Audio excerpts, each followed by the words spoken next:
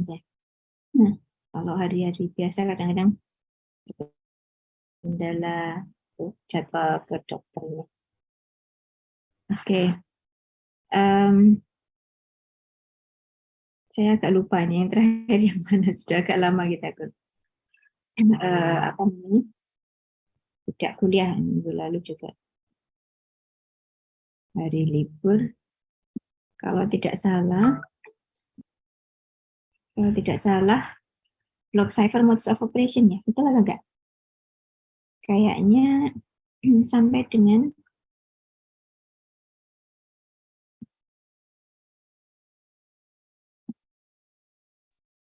ini sudah ya? Sudah belum ya? Izin Bu, Ya, nah, Mas. terakhir baru diskusi tentang AES Bu. Oh, AES. Oke, berarti ini belum sama sekali ya block cipher. Ah, belum Bu, Oke, tapi AES sudah selesai kan ya? sudah Bu. Oke. Makasih Mas feedbacknya. Baik, berarti ini kita akan memulai dengan block cipher modes of operations. AES,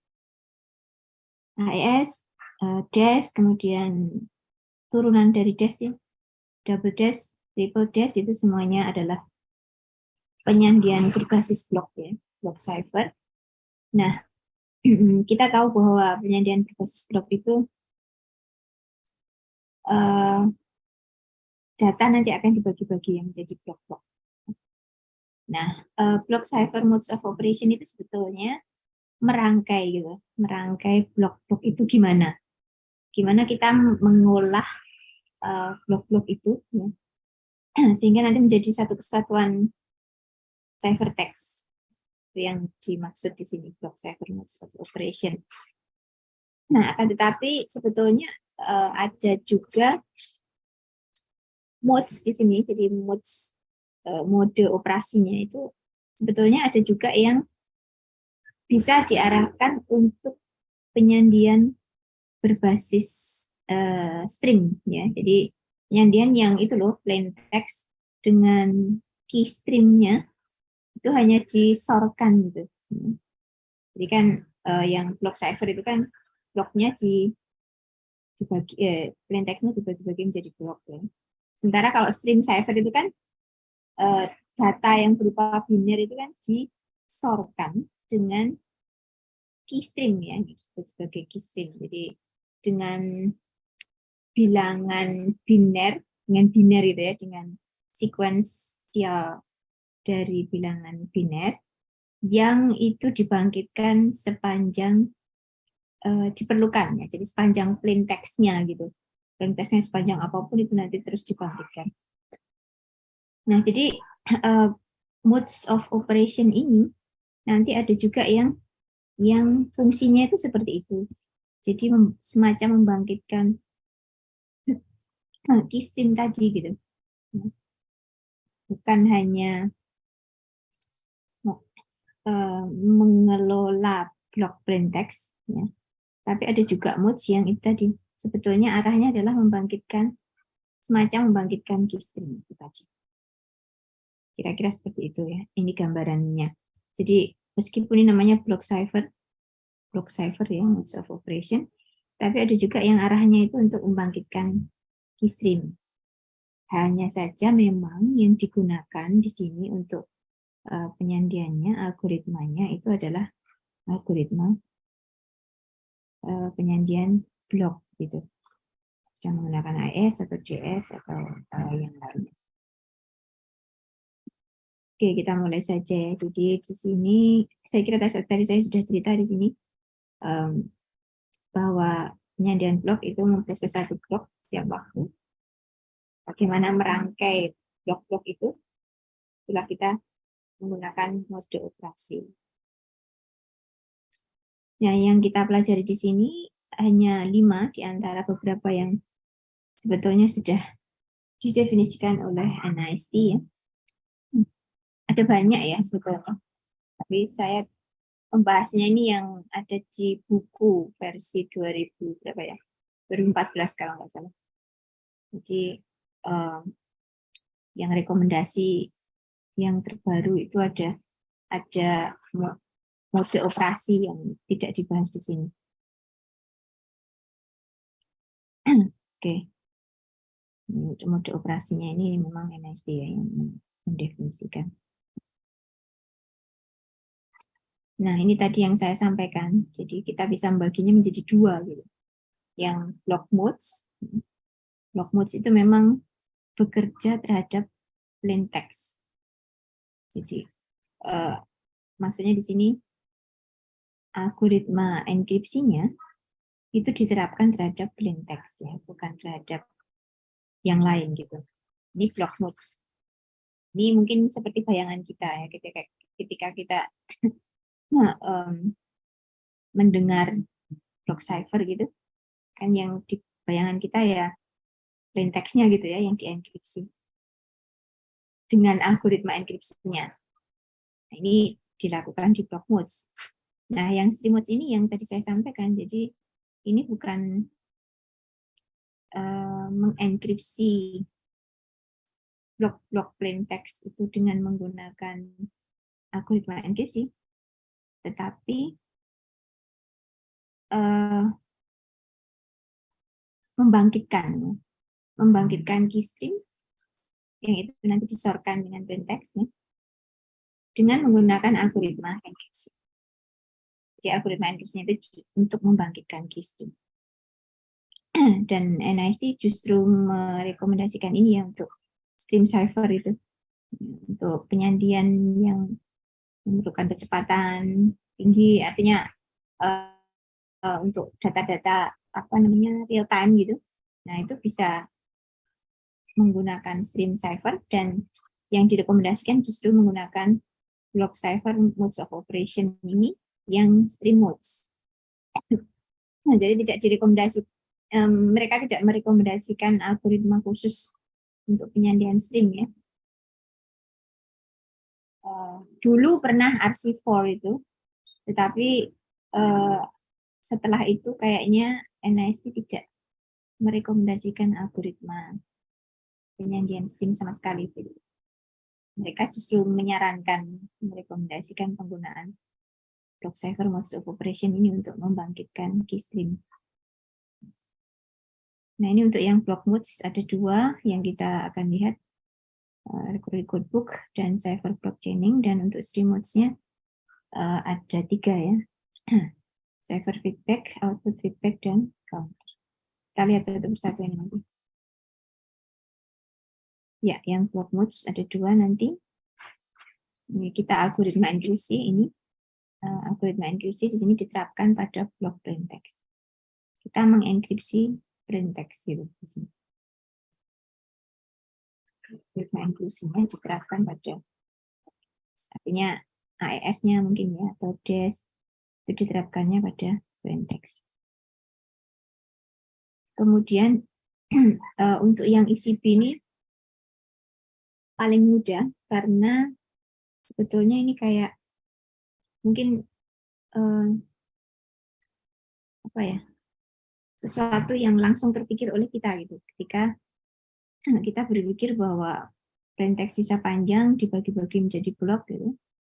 Nah, yang kita langsung pikirkan ya biasanya kan ya plain text itu dienkripsi gitu, satu persatu gitu ya, satu blok per blok gitu. Nah, ini yang dilakukan di ECB ya. Sehingga sebetulnya nanti ada mapping one to one gitu, antara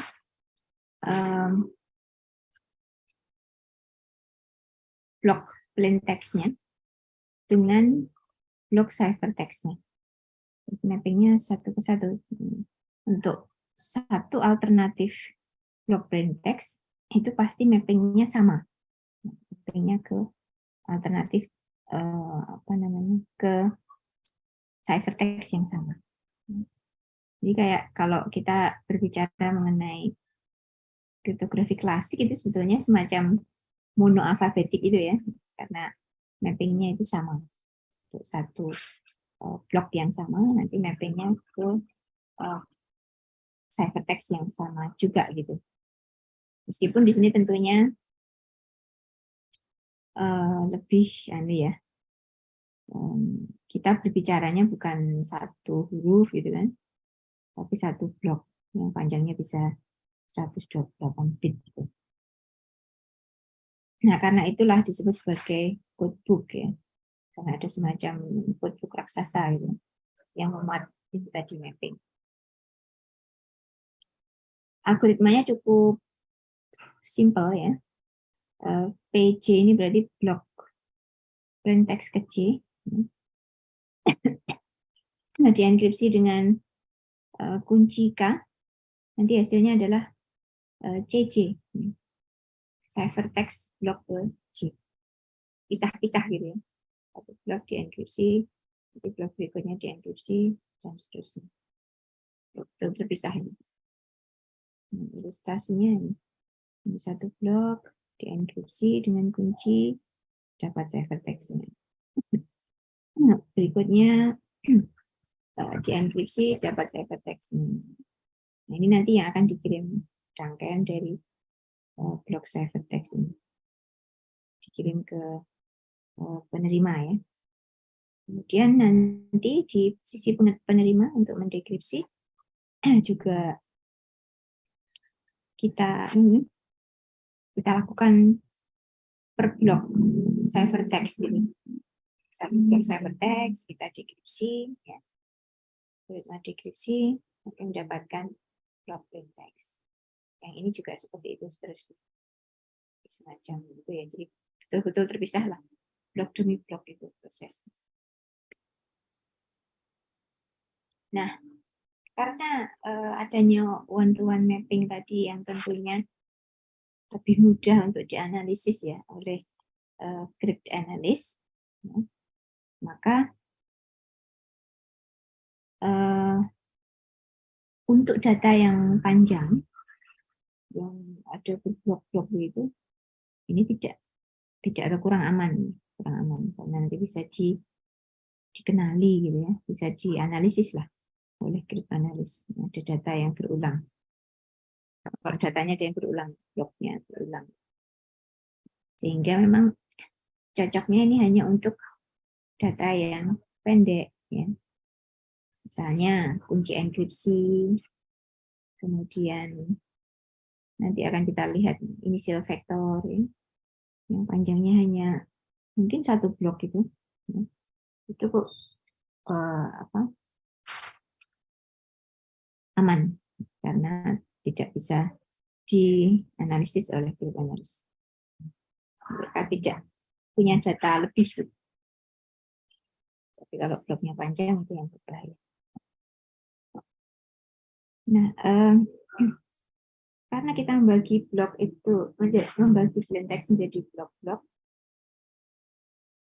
maka bisa saja nanti pada bagian akhir ternyata bloknya kurang, panjangnya kurang dari satu blok itu, karena sisa kan, karena itu kan sisa. Nah, kalau itu yang terjadi, maka dilakukan message padding. Ini alternatifnya bisa macam-macam.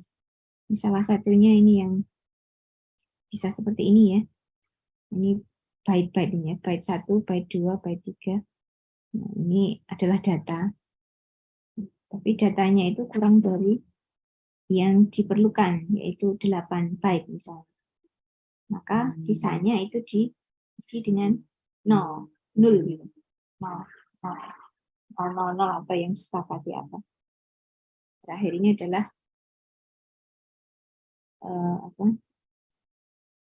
informasi mengenai panjang dari paddingnya. Ini salah satu contoh padding. Ada alternatif yang lain. Oke, tapi ini harus dilakukan ya untuk modes of operation yang ini. Untuk ECB harus dilakukan. Nah, alternatif kedua adalah cipher blockchaining. Ini lebih kompleks daripada ECB ya. Karena diinginkan untuk meningkatkan keamanan dari proses enkripsinya. Di sini juga bekerjanya terhadap blok, tapi bloknya itu tidak semata-mata blok plain text, tapi diakali gitu ya, supaya tidak mencerminkan plain text secara utuh. Ya. Seperti itu. Jadi ya itu yang membedakan dengan sebelumnya.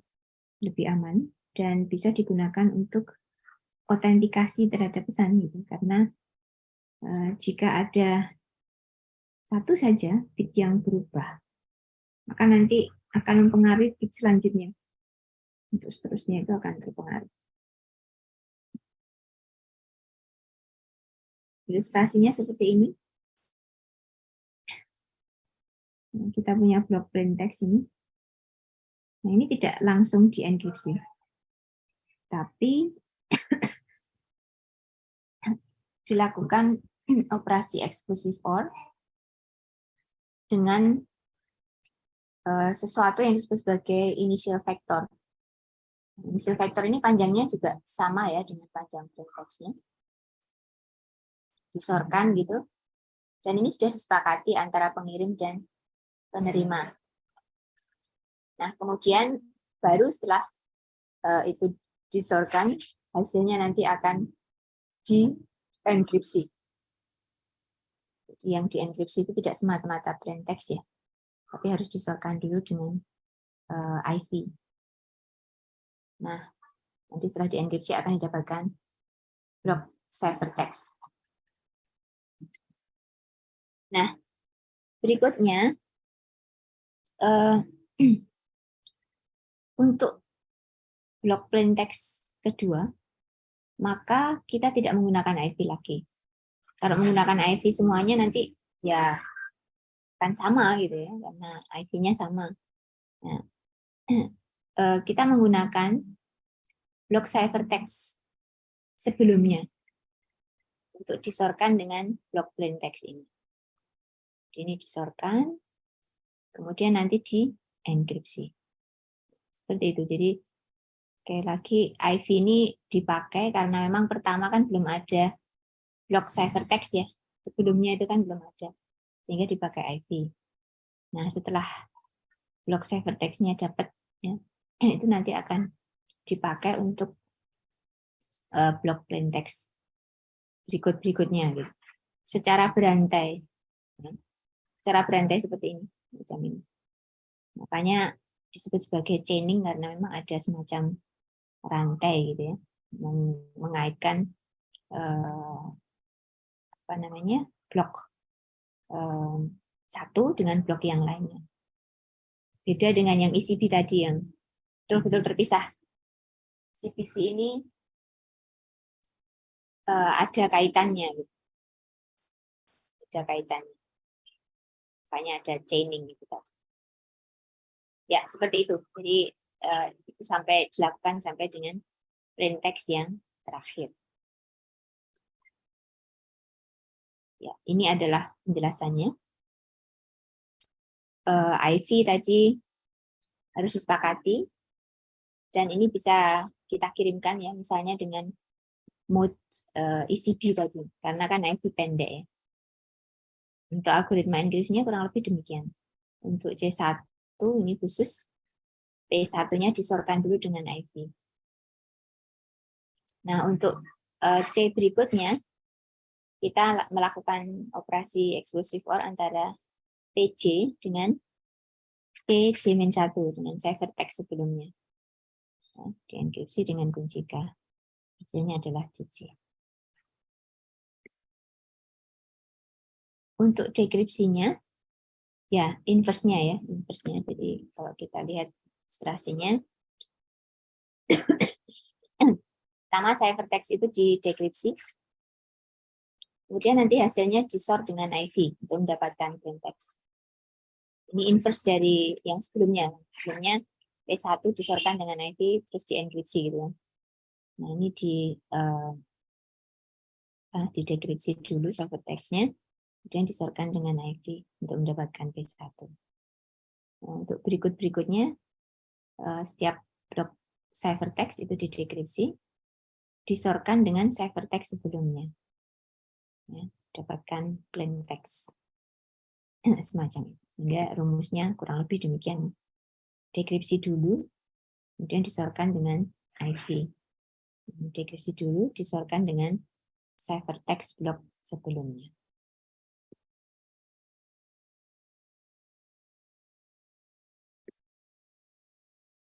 Ya, nah ini yang tadi saya sampaikan. Jadi bisa dipakai untuk autentikasi gitu, karena setiap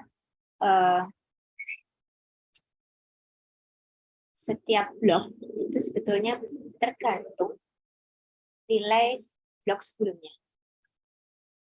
Satu blok ciphertext itu bergantung pada semua blok sebelumnya, ya. Semua blok sebelumnya. Sehingga kalau ada satu saja yang berubah, itu nanti akan mempengaruhi blok-blok berikutnya, gitu. Karena adanya chaining itu tadi. Seperti itu, sehingga bisa dipakai untuk autentikasi pesan. Cocok. Oke. Yang IP tadi ada penjelasan. Nah, ya itu tadi 2 block modes yang bisa kita lihat ya, bisa kita pelajari begitu. Nah berikutnya stream modes. Nah stream modes ini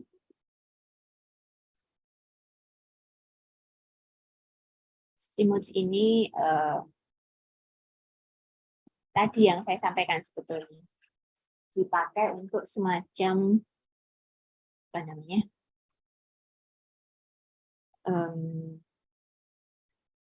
pembangkit keystream ya, pembangkit keystream. Nah, olah-olah itu mengkonversi penyandian blok menjadi penyandian stream, seolah-olah seperti itu. Nah, nanti ada 3, CFB, OFB, dan CTR ya, akan kita lihat. Ya, untuk semacam membangkitkan keystream menjadi bagian dari pembangkitan bilangan random. Nah, yang pertama CFB ya. CFB ini mengkonversi penyandian blok menjadi penyandian cipher, tadi sudah saya sampaikan ya. Mungkin kalau penjelasan seperti ini kurang mungkin sulit dipahami ya, jadi mungkin saya langsung ke ilustrasinya ini. Ya. Jadi seperti ini. Kita lihat di sini. Ini ada semacam register gitu ya. Register. Pertama kali isinya adalah IV. Seperti tadi, initial vector gitu. Nah, hanya saja initial vector ini tidak kita sorkan dengan plain text, tapi kita enkripsi ya. Jadi yang dienkripsi itu adalah register ini. Isinya pertama kali IP-nya. Ini kita enkripsi dengan algoritma enkripsi penyandian blok ya. Jadi AES atau DES atau yang lainnya itu. Kemudian hasilnya masuk ke output ya, output register. Nah, ini ada pilihan, apakah kita mau menggunakan semuanya ya, atau menggunakan hanya sebagian saja. Kalau menggunakan semuanya lebih efisien ya, karena tidak memerlukan waktu yang tentunya akan lebih lama ya kalau kita hanya pakai sedikit-sedikit gitu. Ya akan diperlukan proses enkripsi yang lebih banyak gitu. Tapi kalau kita pakai seluruhnya itu lebih efisien.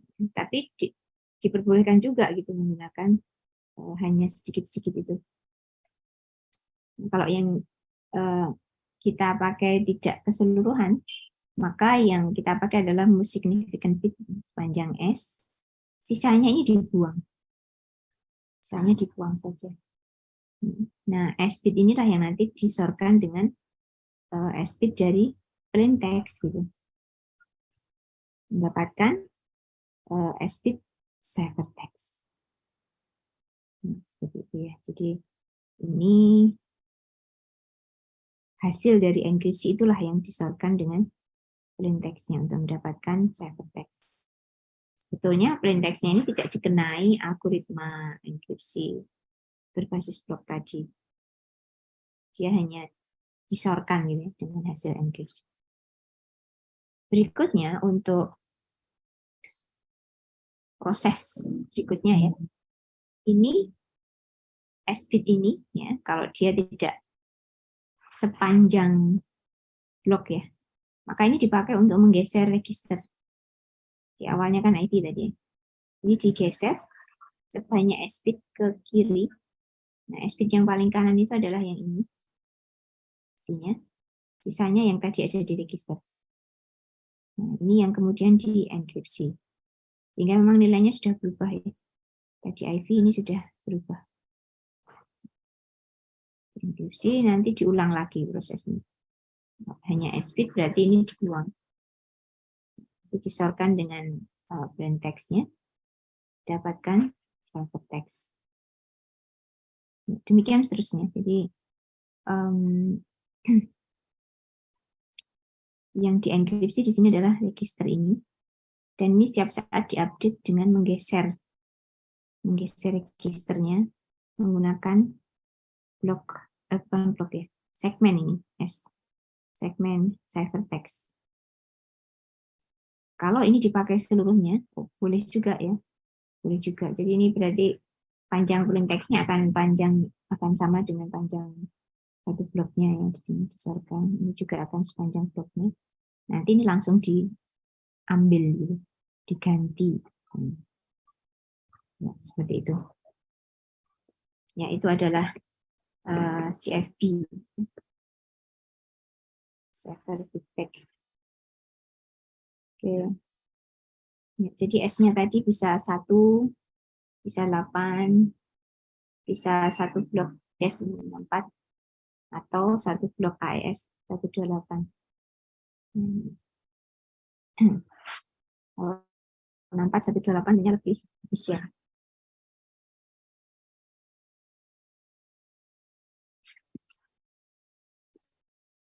Ya, ini adalah algoritmanya. Ya. Ini maksudnya register input ya. Register input ID pertama. Kemudian untuk setiap IC itu kita lakukan penggeseran tadi sebetulnya. Penggeseran tadi. Nah, OJ itu adalah register output. Tadi ya, yang kalau memang yang diinginkan kurang dari 1 blok ya, tadi digeser. OJ. Nah, OJ ini adalah hasil dari enkripsi register input dengan kunci K. Nanti OJ inilah yang disorkan dengan PJ sesuai dengan panjang segmen plain text-nya. Kalau panjangnya kurang dari panjang blok ya, kita ambil yang most significant bit yang paling kanan. Ya, kira-kira seperti itu. Nah, deskripsinya seperti apa? Deskripsinya kita menggunakan inverse ya sebetulnya dari yang tadi. Hanya untuk deskripsi ini, karena sebetulnya kita tidak mengenkripsi plain text secara langsung ya, blok plain text-nya, maka kita tidak perlu menggunakan algoritma dekripsi.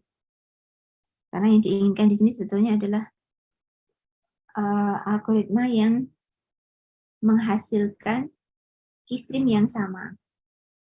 Ya, kalau sana pakai enkripsi, ini juga harus pakai enkripsi ya supaya keystreamnya sama. Seperti itu. Jadi di sini kita tidak menggunakan algoritma dekripsi dari block cipher-nya. Nah, ini kan sama ya, IV di enkripsi gitu kan ya, tadi sama ini persis ya. Cuma ini source-nya dengan ciphertext, mendapatkan plain text. Itu saja perbedaannya. Dan ini dipakai untuk menggeser register input ya, dienkripsi lagi, nanti diambil S-bit lagi, disorkan dengan ciphertext segmen ini, dapatkan plain text segment, dan seterusnya seperti itu. Untuk dekripsi, proses dekripsi dari CFP, meskipun namanya dekripsi tapi tidak menggunakan apa namanya, dekripsi ya, tidak menggunakan dekripsi, algoritma dekripsi gitu ya, hanya algoritma enkripsi yang kita pakai. Prosesnya tentunya inverse dari proses enkripsi. Oke, dan algoritmanya ini sebetulnya mirip ya. Di atas ini saya kira mirip. Cuma ini saja ini diganti ya, TC dengan CC. Ditukar.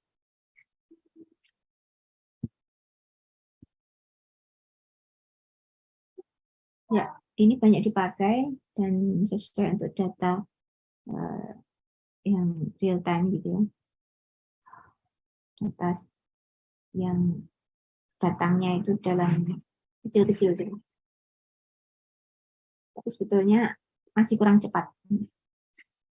Nah, di sini kalau ada error, maka ada propagasi ke beberapa blok data sesudahnya.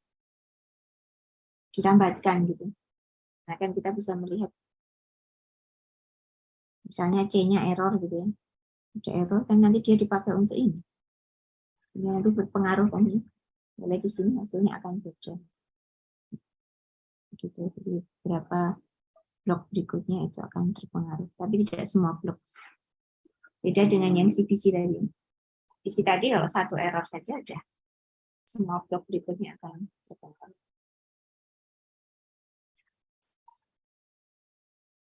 Oke.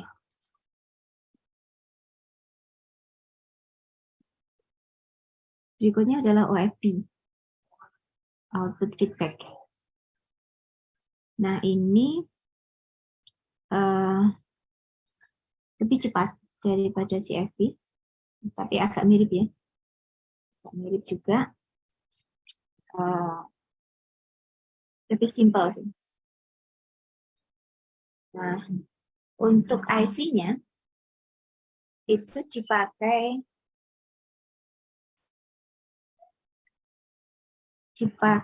nilai yang hanya dipakai sekali itu saja, sehingga disebut sebagai nonce, number used once. Artinya nggak boleh dipakai berulang.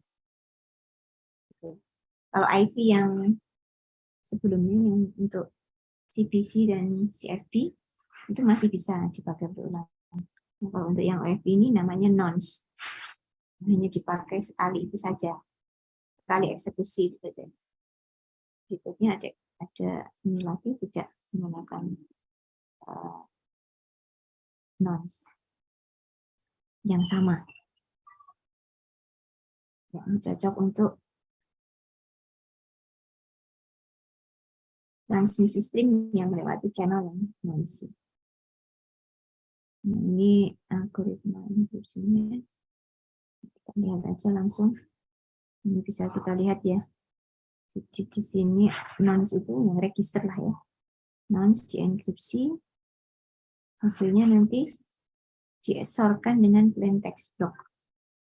Tidak menggunakan segmen ini. Yang kita langsung olah satu blok plain text, disorkan dengan hasil dari enkripsi. Dapatkan ciphertext.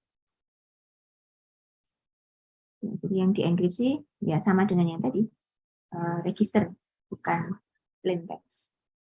Nah, hasil dari enkripsi tadi itu langsung dipakai untuk input berikutnya. Input berikutnya, input register berikutnya.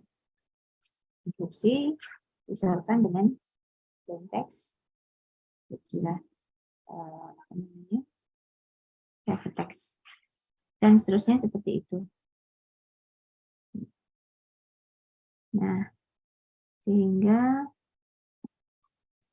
algoritma enkripsinya ini untuk register inputnya pertama nonce ya, tapi untuk yang berikutnya itu adalah output dari hasil enkripsi sebelumnya.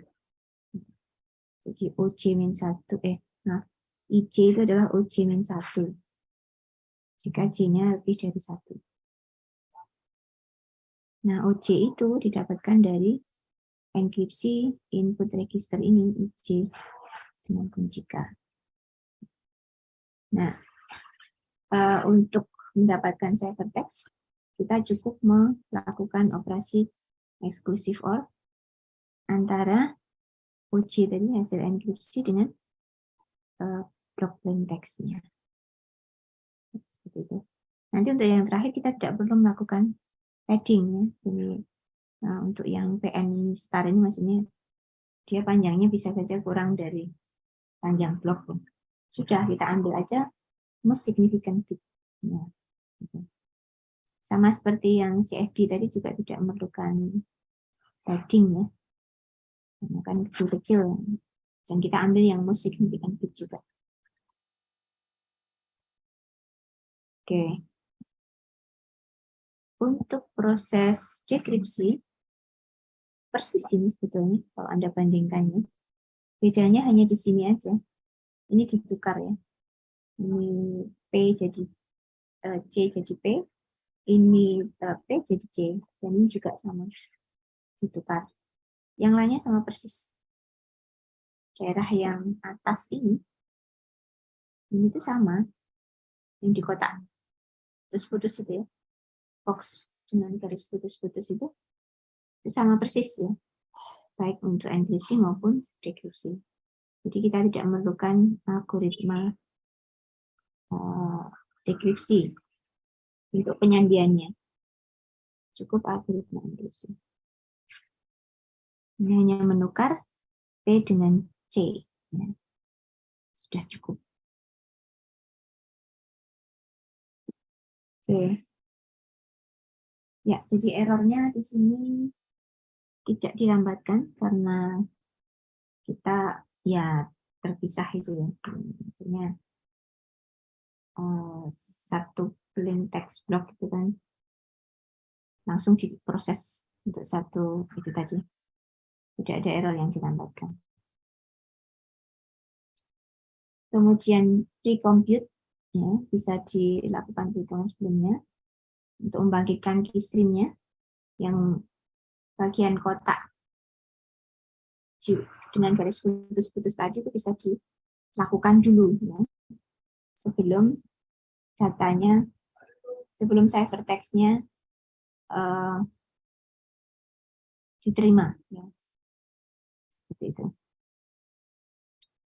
Ya, ini juga sebetulnya ada alternatif untuk menggunakan segmen ya, tapi ini katanya ya sebaiknya hanya digunakan dengan flip-flop karena lebih efisien. Ya, kemudian nonce tadi hanya dipakai sekali. Ini tidak cocok untuk autentikasi karena modifikasi pesan itu ya hanya mempengaruhi blok itu ya, tidak mempengaruhi blok-blok yang lain. Nah, yang terakhir adalah counter ya, CTR. Ini banyak penggunaannya termasuk di ATM dan juga IP security. Ini mirip dengan OFB, hanya saja kita menggunakan counter di sini. Jadi ilustrasinya ya. Ini bukan nonce ya, tapi counter. Counter pertama dienkripsi nanti disertakan dengan plain text mendapatkan ciphertext. Ini counter kedua, artinya ini dilakukan dinaikkan nilainya, biasanya ya satu-satu gitu. Dienkripsi Misalkan dengan konteks dan seterusnya. Bedanya hanya ini saja sih. Yang dienkripsi itu bukan hasil dari output ini ya. Kalau yang KFB tadi kan ini hasil output, ini dienkripsi gitu kan. Nah, ini tidak, counter saja. Counter, dan seterusnya. Ya, ya lebih cepat juga karena bisa dilakukan proses paralel ini ya. Karena ini sebetulnya tidak tergantung hasil enkripsi sebelumnya gitu ya. Bisa dilakukan terpisah kan ya. Saya sudah tahu counternya tambah satu gitu, bisa dilakukan proses secara paralel. Ini adalah algoritmanya, sangat ringkas. TC di sini adalah counter kecil. C dienkripsi dengan K, itu disatukan dengan konteks kecil. Dapat CC. Ini yang blok terakhir. Kalau memang kurang dari panjang blok, maka kita ambil yang mus. Nah, kira-kira seperti itu. Sangat ya, ini sangat cepat memang. Untuk proses dekripsinya ya, ini juga tinggal menukar ya, P dengan C. Karena proses yang di dalam box ini sama persis gitu dengan proses enkripsi. Di sini juga kita pakai algoritma enkripsi, bukan algoritma dekripsi. Nah, sama persis. Ini tinggal menukar ini saja. Seperti itu dekripsinya. Ya, efisien karena cepat tadi yang saya sampaikan. Hardware, software. Kita juga bisa mengakses secara random, misalnya mau block plain text ke 8. Nah, kita tinggal mengenkripsi counter ke 8, nanti disesuaikan dengan blok ke 8. Sudah dapat. Ya, itu. Yang lainnya keamanan, katanya sih sama aman. Kemudian juga mudah karena tidak memerlukan algoritma dekripsi. Ini sama dengan OFB dan CFB.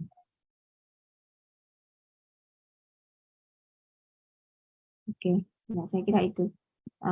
Ini bisa dilakukan, oh ya ini ya, dilakukan secara paralel. Gitu.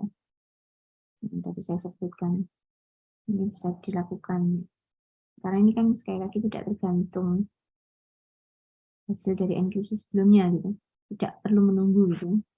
Ini bisa dilakukan secara paralel sehingga sangat cepat.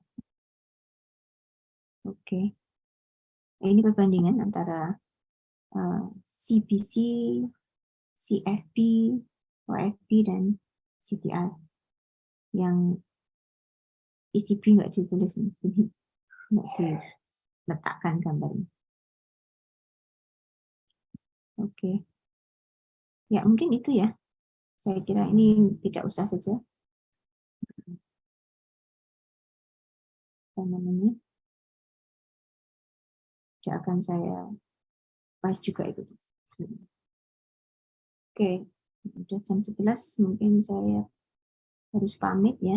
Nanti hari Sabtu, itu ya hari Sabtu ya, kita akan lanjutkan dengan materi berikutnya, yaitu pseudo random number generation dan stream 7, penyandian stream. Oke, untuk hari ini saya ya, minta izin ini ya, di akhir sangat awal. Terima kasih semuanya dan insya Allah kita ketemu lagi Sabtu pagi. Oke, selamat siang. Assalamualaikum warahmatullahi wabarakatuh.